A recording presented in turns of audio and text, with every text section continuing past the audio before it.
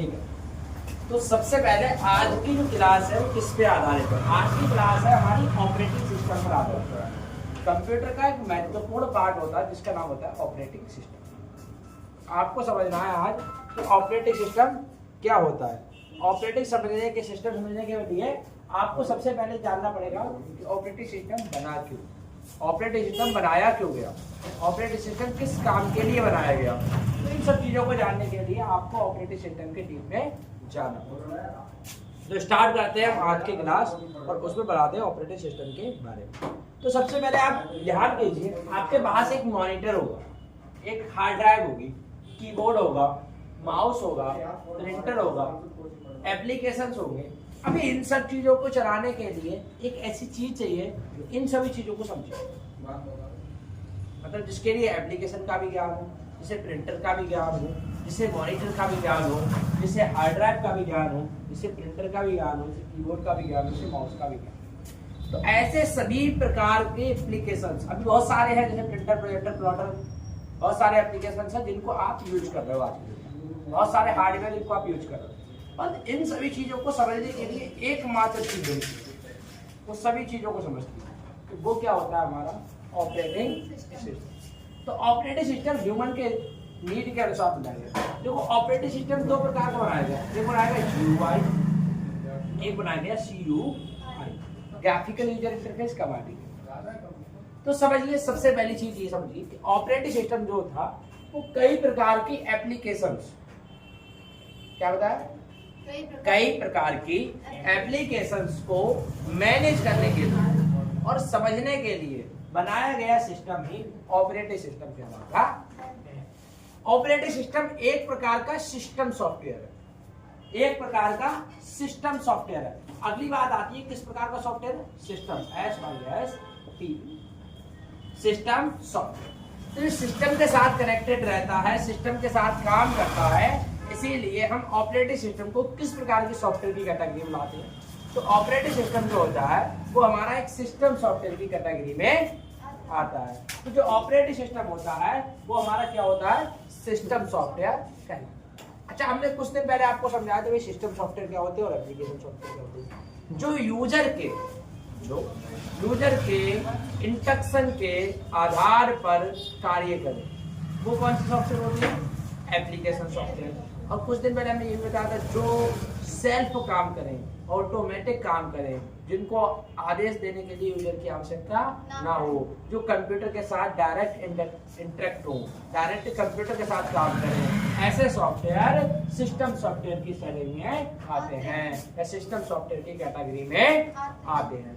तो जो operating system होता है वो किस प्रकार का सॉफ्टवेयर होता है? System software. तो ऑपरेटिंग सिस्टम एक प्रकार का सिस्टम सॉफ्टवेयर होता है जो कई प्रकार की डिवाइसेस को मैनेज करने के काम में आता है।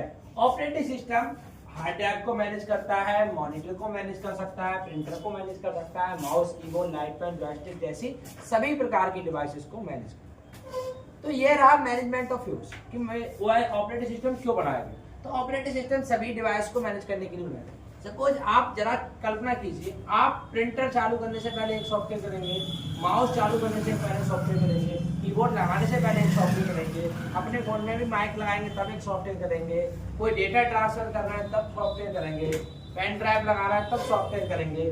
तो क्या आप इतना आसानी से काम कर सकते हैं? और आज के टाइम में इन सभी चीजों को आप इजीली जिससे कनेक्ट करते हैं और किसी भी प्रकार के सॉफ्टवेयर को इंस्टॉल नहीं करते हैं और ये सारी चीजें चालू हो जाती हैं। क्यों? क्योंकि ऑपरेटिंग सिस्टम के अंदर ये सारी फाइलें पहले से ही इनबिल्ड होती हैं। तो यहाँ तक की चीजें समझ में आई ऑपरेटिंग सिस्टम क्यों बना। अब मैं चलता हूँ ऑपरेटिंग सिस्टम की डेफिनेशन की ओर। आशीष, तो अब हम जाएंगे इसके ऑपरेटिंग सिस्टम की डेफिनेशन की ओर। तो देखेंगे ऑपरेटिंग सिस्टम की डेफिनेशन क्या होती है। ठीक है, तो अब जो टॉपिक है वो टॉपिक कौन सा है हमारा? ऑपरेटिंग सिस्टम के बारे में। तो आप लोग पढ़े ऑपरेटिंग सिस्टम के बारे में, ये डेफिनेशन लिखी हुई है कि ऑपरेटिंग सिस्टम क्या होता है। तो ऑपरेटिंग सिस्टम मैंने सिस्टम सॉफ्टवेयर, जैसा कि मैंने अभी आपको थोड़ी देर पहले बताया था, जो ऑपरेटिंग सिस्टम होता है वो एक सिस्टम सॉफ्टवेयर की श्रेणी में आता है। तो हमारा जो ऑपरेटिंग सिस्टम होता है वो एक कौन सा सॉफ्टवेयर होता है? System software that's manage computer hardware. इसका उपयोग किया जाता है कंप्यूटर हार्डवेयर को मैनेज करने। अब बहुत सिंपल सी बात बोली है, दैट्स मैनेज कंप्यूटर हार्डवेयर। इस बात को आप बहुत डीप जा सकते हैं। That manage computer hardware, manage का मतलब होगा मैनेजमेंट, कि सभी प्रकार के हार्डवेयर कंप्यूटर को क्या करता है? मैनेजमेंट करता है। अब हार्डवेयर कंप्यूटर क्या हो सकते हैं? देखो बहुत सिंपल सी बात है, आपके पास कोई माउस है तो माउस भी एक हार्डवेयर कंपोनेंट है। आपका कोई ब्लूटूथ है, ये भी एक हार्डवेयर कंपोनेंट्स हो गया। आपका मदरबोर्ड हो गया, आपका माइक हो गया, आपका कीबोर्ड हो गया, आपका लैपटॉप के पार्ट्स हो गए, जितने भी चीजें आप छू सकते हो, देख सकते हो, वो सभी क्या है? Hardware components. ऐसे कंपोनेंट्स को मैनेज करने के लिए किस प्रकार के सॉफ्टवेयर की आवश्यकता पड़ती है? Operating software. ध्यान से पढ़ना, an OS is a system software. एक ऑपरेटिंग सिस्टम एक सिस्टम सॉफ्टवेयर होता है दैट मैनेज कंप्यूटर हार्डवेयर, जिसका काम होता है कंप्यूटर के हार्डवेयर को मैनेज करना। जितने भी कंप्यूटर के हार्डवेयर पार्ट होते हैं, बहुत पहले मैंने पिछले क्या पढ़ाया था? प्रिंटर हो गया, माउस हो गया, कीबोर्ड हो गया, लाइट पेन हो गया, जॉयस्टिक, या जितने भी प्रकार के हार्डवेयर डिवाइसेस हैं, सबको मैनेज करने का काम किसका होता है? ऑपरेटिंग सिस्टम का। तो अगला होता है सॉफ्टवेयर रिसोर्सेज। इसके अलावा जितने भी प्रकार के सॉफ्टवेयर होते हैं उनको भी मैनेज करने का काम किसका होता है? ऑपरेटिंग सिस्टम का। तो operating system are manage hardware and software. Operating system जो होता है वो हार्डवेयर को भी मैनेज करता है और सॉफ्टवेयर को भी मैनेज करता है, एंड और प्रोवाइड करता है कॉमन सर्विसेज। आपको कॉमन सर्विस भी प्रोवाइड करता है। जो हमारा ऑपरेटिंग सिस्टम होता है आपको हार्डवेयर और सॉफ्टवेयर मैनेज करने के बाद भी कॉमन सर्विस भी प्रोवाइड करता है। यहाँ तक चीजें समझ में आई? एंड फॉर कंप्यूटर प्रोग्राम के लिए आपको कॉमन सर्विसेज प्रोवाइड करता है। It's acts as an interface between user and the computer hardware. आपको एक यूजर इंटरफेस भी प्रोवाइड करता है। सपोज आप जैसे ही पावर बटन को ऑन करते हैं, पावर बटन ऑन करने के बाद आपके लिए स्क्रीन प्रोवाइड करा देता है। तो स्क्रीन प्रोवाइड कराने तक पावर बटन ऑन से जो काम करता है वो होता है हमारा ऑपरेटिंग सिस्टम। तो आपको कितने अच्छे समझ में आया कि एन ऑपरेटिंग सिस्टम एक सिस्टम सॉफ्टवेयर, एक ऑपरेटिंग सिस्टम सॉफ्टवेयर होता है दैट्स मैनेज, ये मैनेज करता है कंप्यूटर हार्डवेयर को, सॉफ्टवेयर रिसोर्सेज सॉफ्टवेयर को भी मैनेज करता है, and provides common services for computer programme. आपके कंप्यूटर प्रोग्राम को कॉमन सर्विसेज भी प्रोवाइड कराता है। It's at the interface between user and hardware. तो आपके लिए एक यूजर इंटरफेस भी प्रोवाइड कराता है। तो ऑपरेटिंग सिस्टम जो होता है वो एक सिस्टम सॉफ्टवेयर होता है और आपके लिए एक यूजर इंटरफेस प्रोवाइड कराता है। तो यहाँ तक की चीजें समझ में आई। अगली मैंने कुछ चीजें लिखी हैं यहाँ पर सामने, ये लिखा हुआ है iOS, Unix, Windows, Linux, Mac, Android, ये सभी एक ऑपरेटिंग सिस्टम के उदाहरण होते हैं। अगर बात की जाए कि एग्जाम्पल क्या होते हैं, तो एग्जाम्पल जो होते हैं हमारे, तो ऑपरेटिंग सिस्टम के जो उदाहरण होते हैं वो क्या होते हैं? iOS, जो आईफोन में यूज होने वाले ऑपरेटिंग सिस्टम होते हैं उन्हें iOS बोला जाता है। साथ ही साथ यूनिक्स है, लाइनेक्स है, विंडोज है, आपने देखा होगा विंडोज 7, विंडो 8, विंडो 10, और आप जो मोबाइल फोन में यूज करते हो एक ऑपरेटिंग सिस्टम होता है एंड्रॉइड, एक मैक ओएस होता है जो टैबलेट वगैरह में यूज करते हो। तो ये सभी ऑपरेटिंग सिस्टम कहाँ पाए जाते हैं? ऑपरेटिंग सिस्टम की कैटेगरी में। तो ऑपरेटिंग सिस्टम एक नाम है, इसके कई प्रकार के वर्जन पाए जाते हैं, जैसे iOS हो गया, यूनिक्स हो गया, विंडोज हो गया, लिनक्स हो गया, मैक ओएस हो गया, एंड्रॉइड हो गया। अभी हम जानेंगे कि ये सभी ऑपरेटिंग सिस्टम क्या होते हैं। अभी तक आपने ये समझा कि ऑपरेटिंग सिस्टम क्या होता है। अब सोचेंगे मैनेज ऑफ ओएस, ओएस क्या क्या मैनेज करता है। यहाँ पर जो पढ़ा है दैट्स मैनेज कंप्यूटर हार्डवेयर। अभी मैं आपको बताऊंगा जो ऑपरेटिंग सिस्टम होता है वो मैनेज क्या क्या करता है। ठीक है,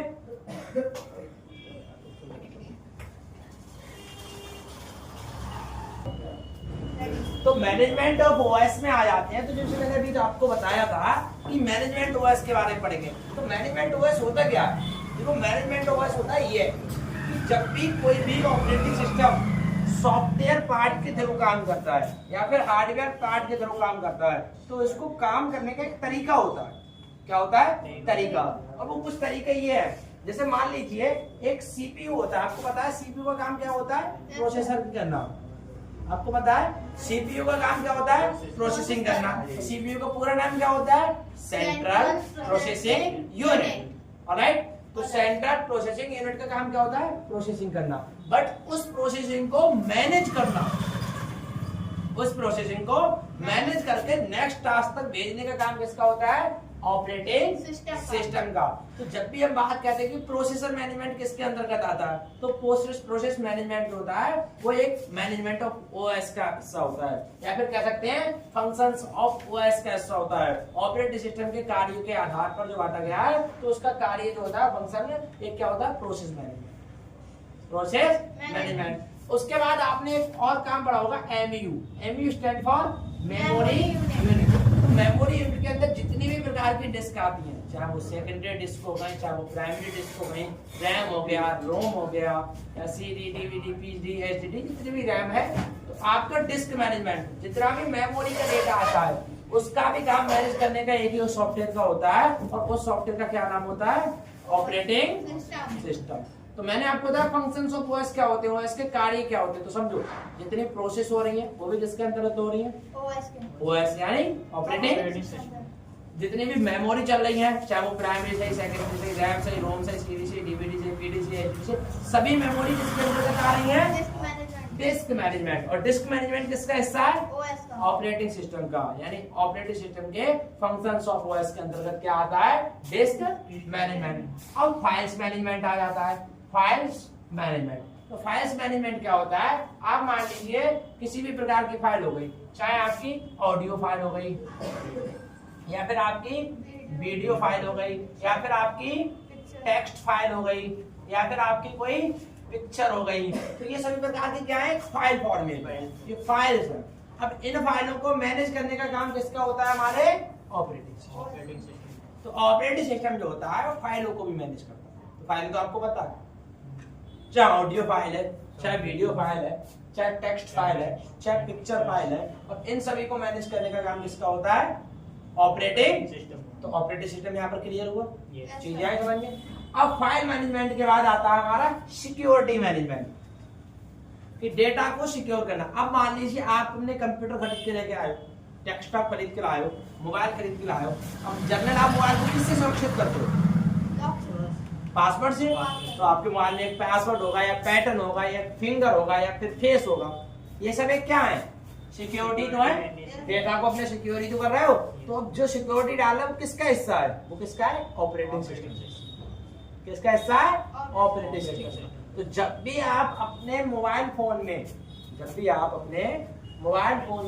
कोई सिक्योरिटी की डालते हो, या फिर जो अपने लैपटॉप में, कंप्यूटर में लॉक डालते हो, वो सभी एक ऑपरेटिंग सिस्टम का हिस्सा होता है। वो ऑपरेटिंग सिस्टम के सिक्योरिटी मैनेजमेंट के अंतर्गत। तो यहाँ तक चीजें क्लियर हुई? पहली चीज क्या हुई? Process management. दूसरी चीज क्या हुई? Disc management. तीसरी चीज क्या हुई? और चौथी चीज क्या हुई? और सिक्योरिटी मैनेजमेंट में क्या क्या होता है? पासवर्ड को डालते हैं। और पासवर्ड कई प्रकार के होते हैं, पैटर्न हो सकता है, फिंगर हो सकता है, आइस हो सकता है, रेटिना हो सकता है, सारी चीजें आपकी जो हो सकते हैं। तो ये फाइल पासवर्ड के अंदर लगाते हैं। अगला आता है डिवाइसेस मैनेजमेंट। अब डिवाइसेस क्या होते हैं? डिवाइस कई प्रकार की होती हैं।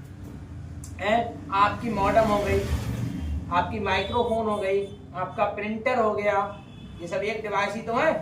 इन सभी प्रकार की डिवाइसेस को मैनेज करने के लिए एक हिस्सा है मेन फंक्शंस ऑफ ओएस। तो ऑपरेटिंग सिस्टम सभी प्रकार की डिवाइसेस को मैनेज करता है, चाहे प्रिंटर हो गया, चाहे माइक हो गई, चाहे प्रोजेक्टर हो गया, चाहे प्लॉटर हो गया, चाहे राउटर हो गया, चाहे वाईफाई हो गई, चाहे आपकी बीटी हो गई, ये सभी डिवाइस है। और इनको मैनेज करने का काम किसका होता है?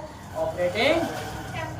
आपको पांचवा पॉइंट भी समझ में आया, डिवाइस मैनेजमेंट। और मेमोरी मैनेजमेंट जो अभी मैंने आपको बताया यहाँ पर, डिस्क मैनेजमेंट, तो सभी प्रकार की मेमोरी ही डिस्क मैनेजमेंट के अंतर्गत आते हैं। और 7 नंबर हो गया यूजर मैनेजमेंट, जो उपयोगकर्ता काम करता है। उपयोगकर्ता किस प्रकार से इंस्ट्रक्शन दे रहा है? जीयूआई माध्यम से दे रहा है, सीयूआई माध्यम से दे रहा है। थोड़ी देर पहले मैंने आपको बताया जीयूआई क्या होता है और सीयूआई क्या होता है। Graphical user interface, command user interface. तो चाहे आप ग्राफिकल यूजर इंटरफेस के थ्रू काम करें या फिर कमांड यूजर इंटरफेस के थ्रू काम करें, इन सभी को main functions of OS manage करता है। तो एक सिंगल लाइन में मैं आपको अगर बताना चाहूँ मेन फंक्शंस ऑफ ओएस, तो ऑपरेटिंग सिस्टम के द्वारा किए जाने वाले सभी कार्य मेन फंक्शंस ऑफ ओएस के अंतर्गत आते हैं।